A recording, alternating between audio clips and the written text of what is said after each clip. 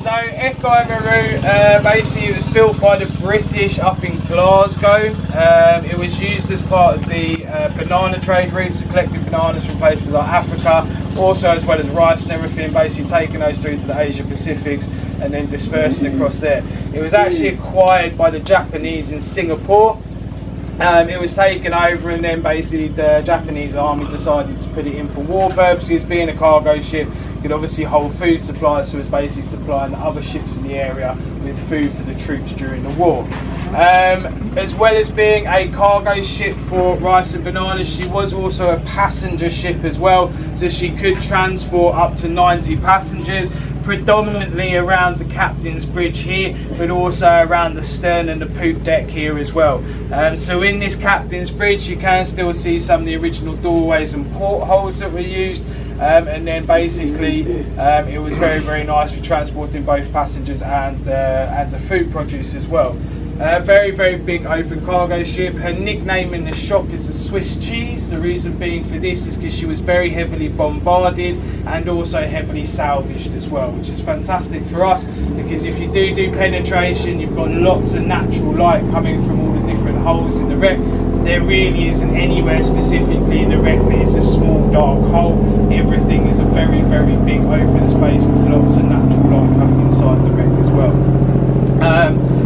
It's being good for technical diving, but in terms of the corals and marine life, she is phenomenal as well. Since there is very big cabbage corals on this one, we do see some beautiful fan corals, and we do get the odd table coral and also tube corals as well.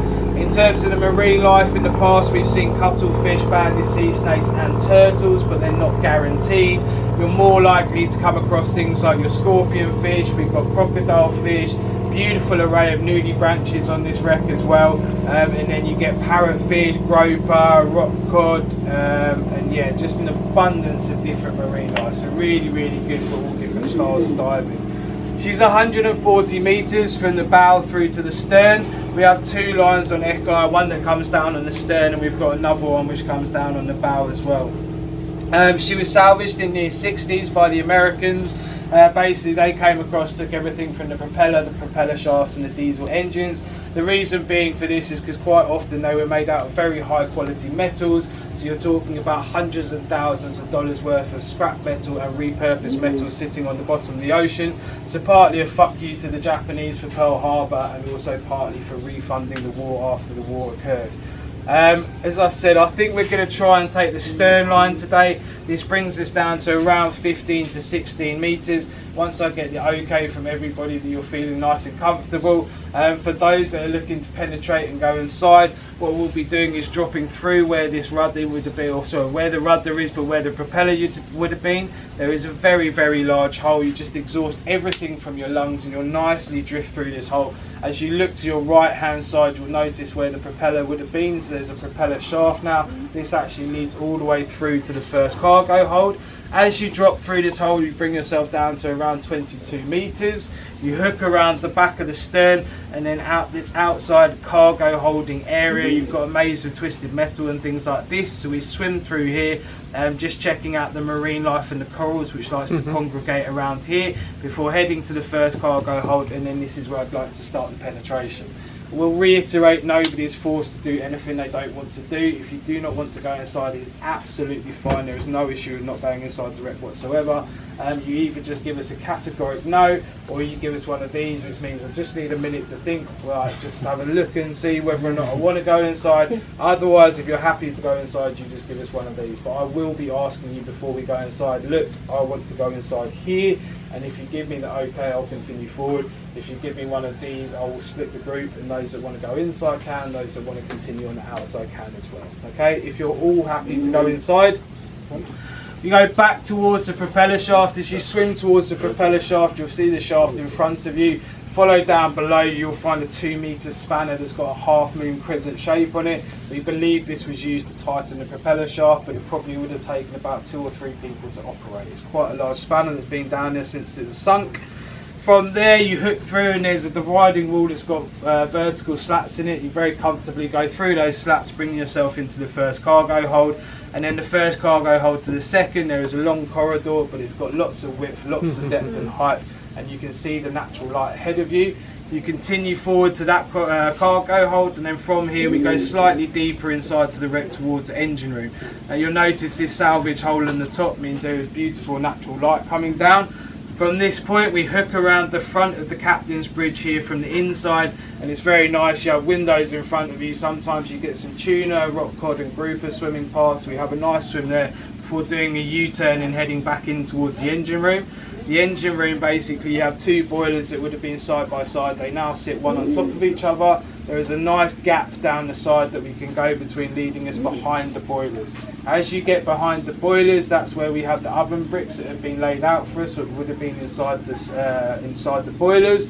And then if you actually look into the holes where the boilers are, you can see where some of those bricks have collapsed and stuff. So it's quite interesting around the back of there. At that point we shallow ourselves slightly up, and then again there's a nice open corridor which leads us down into the third cargo hold. Between the third and fourth cargo hold you have some horizontal slats this time. You just tuck your regulator and your gauge in, and you can very comfortably fit through those slats until you hit the fourth cargo hold. From the fourth, if you want, we can continue a little bit deeper and go and check out the anchor house.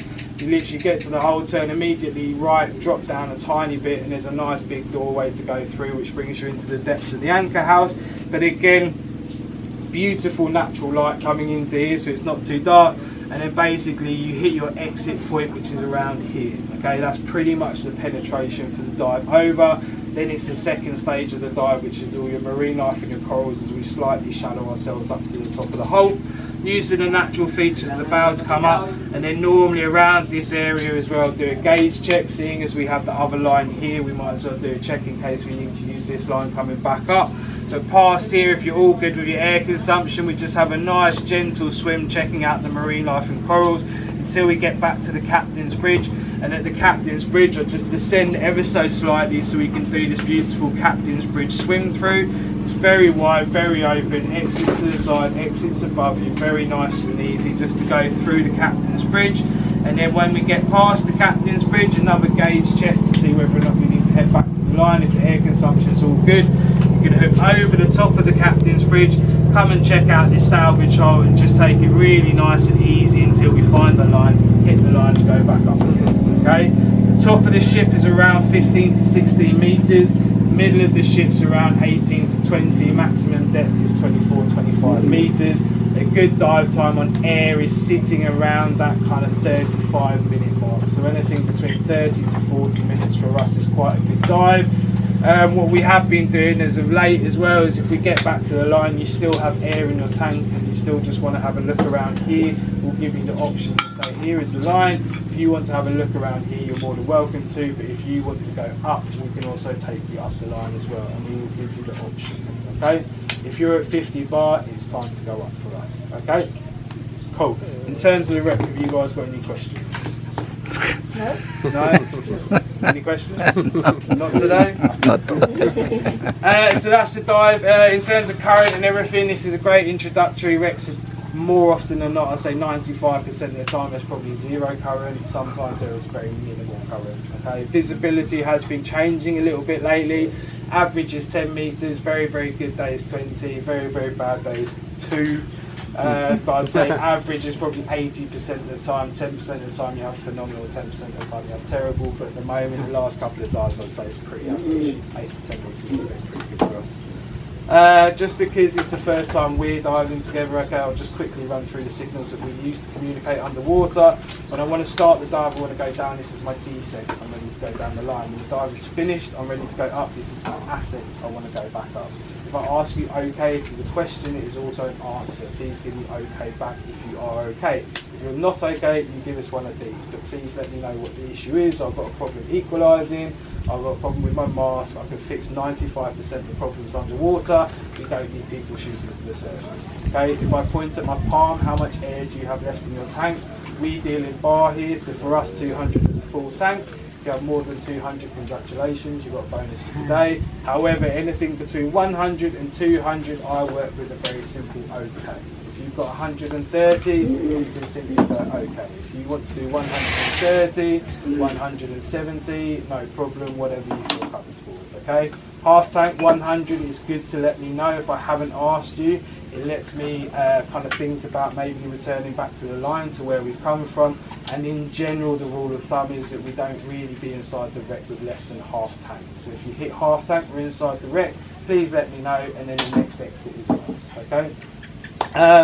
We like to do our ascent back up the line with 50 bar. If we're not back at the line and you happen to hit 50, then please get the gauge, shove it in my face and say, look Greg, I think you need to think about going up, all right? The other important one is around 70, 75, we communicate I'm getting low on air.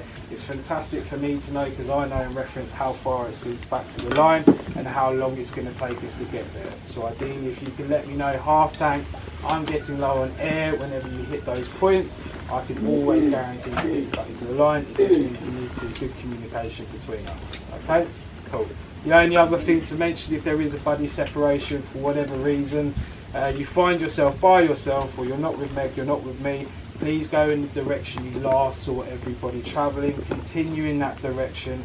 The group will turn around. We're going to go back the way we've come from, and we search for 1 to 2 minutes. If we don't find each other within 2 minutes, you continue a normal ascent to the surface with your 3-minute safety stop, and then please remain at the surface until everybody is found. Please do not go back down after that. Okay? Any questions? Everyone's excited? Yes. Yes.